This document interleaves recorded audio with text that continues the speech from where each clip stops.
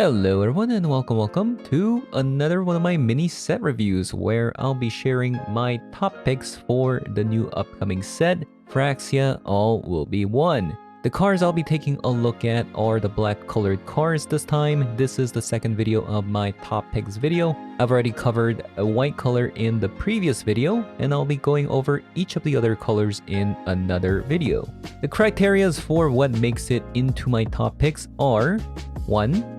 They are individually strong card, or 2, they might be weak but has synergy, but considering other cards it could be good in that format, and 3, a card could be also unique and has interesting build around with potential. So with that in mind, let's talk about the first card from my list coming at number 5. Number 5, we got Vraska Betrayal's Sting. Vraska Betrayal's Sting is a 6-mana card with a Phyrexian cost, which means that they are completed and the Phyrexian cost can be paid with either black or 2 life, and if the life was paid, this Planeswalker enters with 2 fewer loyalty counters. This Planeswalker starts with 6 loyalty, and when you uptake verse 0, you get to draw a card and you lose 1 life, proliferate, and when you -2, the target creature becomes a treasure artifact with the ability sacrifice this artifact, add 1 mana of any color, and loses all other card types and abilities, and for her ultimate, -9, if target player has fewer than 9 poison counters, they get a number of poison counters equal to the difference. In Explorer and Historic, this is another way to win the game from Immersion Ultimatum with Vorinclex, since Vorinclex would double the counters of a permanent or player when Vraska uses its ultimate from an Immersion Ultimatum. If a target player has fewer than 9 poison counters, they get the number of poison counters equal to the difference, meaning that with Vorinclex they would be getting 18 poison counters, and in which case they would lose the game from having 10 poison counters. So this would make the third black Planeswalkers to work with Vorinclex into winning the game from Ultimatum. But why I think this card might have some potential is the fact that you can play this out on turn 5 compared to every other Planeswalkers that work in this particular combo, such as the Lilianas. And not to mention, for a 5-mana Planeswalker, her -2 is a removal spell and her plus is a card draw, which makes for a pretty good Planeswalker. And next up, coming up at number 4, we got Anoint with Affliction. This is a 2-mana card at an instant speed that exiles target creature if it has mana value 3 or less, and if they are corrupted, meaning that they have 3 or more poison counters, the spell turns into exile that creature instead without having to consider its mana value. In a Collected Company format, 2-mana instant speed exile mana value 3 or less, I would say it's pretty incredible. Not to mention it is especially good against Greasefang and Explore. Not so much in Historic. Greasefang isn't as common in Historic, and hence, even if Corruption is not a playable mechanic, this might actually still have some place in some decks. But if Toxic is playable, then this would be in it for sure. Next up, coming at number 3, we have Sheoldred's Edict. This is another 2-mana instant speed spell where you can choose one. Each opponent sacrifices a non-token creature, or each opponent sacrifices a creature token, or opponent sacrifices a Planeswalker. This is a pretty incredible removal spell in dealing with Graveyard Trespasser, especially in Explore and Historic format.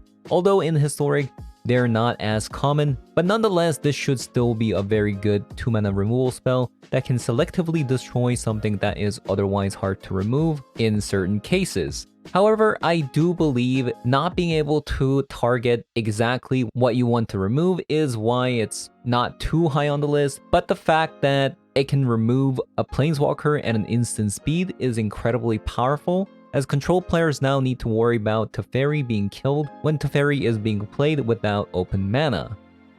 And next up, coming at number 2, we got Archfiend of the Dross. It is a 4-mana creature card, Phyrexian Demon, with the stats 6/6. It is flying, and this card enters the battlefield with 4 oil counters on it. At the beginning of your upkeep, remove an oil counter from Archfiend itself, then if it has no oil counters on it, you lose the game.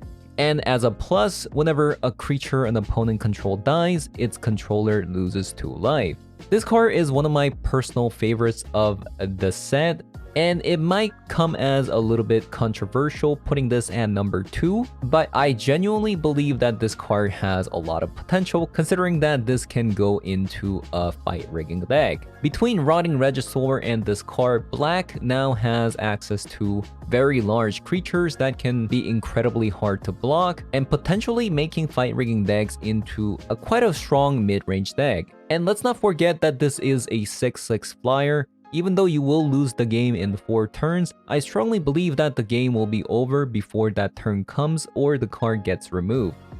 And with Monumental Facade, which is a land letting you transfer over oil counters onto the Archfiend of Dross, you can potentially prolong the length of the game before you lose the game. And there's also many other ways of proliferating in the set that I do believe that this card has a lot of potential. And lastly, coming at number 1, we have Vraan Executioner Thane.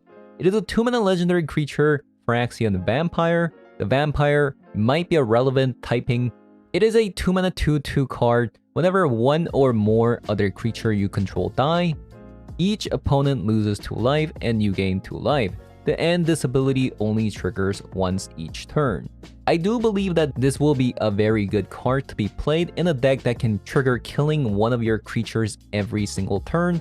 And there are 2 decks that does come into mind that can easily achieve this. In Explorer, you do have the Cat Oven combo, and in Historic, there is the Sword and Meat combo with the Anvil. So this card in particular coming down as early as turn 2, this will be a good way to speed up the clock. However, considering that this and Anvil are both 2-mana creatures, playing a 1-mana card which can either generate an artifact or an artifact itself would be a pretty good option to have to make the deck less clunky.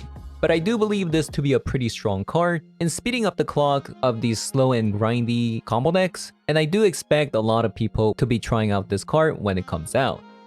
Now before we close it out, I do want to make one special mention to Phyrexia Obliterator. It is a 4-mana card with 5/5 stats that says whenever a source deals damage to Phyrexia Obliterator, that source's controller sacrifices that many permanents. We do already have this in Historic, but for Explorer, this is going to be a new card that can be pretty good in Mono Black Devotion, for instance. And for all you memers out there, you can even try using fight spells to fight with another creature to force your opponent into sacrificing a bunch of permanents. But that is going to be it for my top 5 black cards of the set.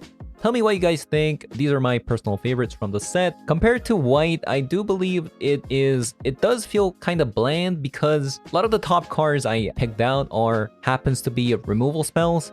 And maybe there's a bunch of cards that I missed, and I would love to know what your favorites are from the color black in the set. And as always, if you found this helpful or enjoyed the video, leave a like, comment below, subscribe, and I'll see you guys on the next one. Bye-bye.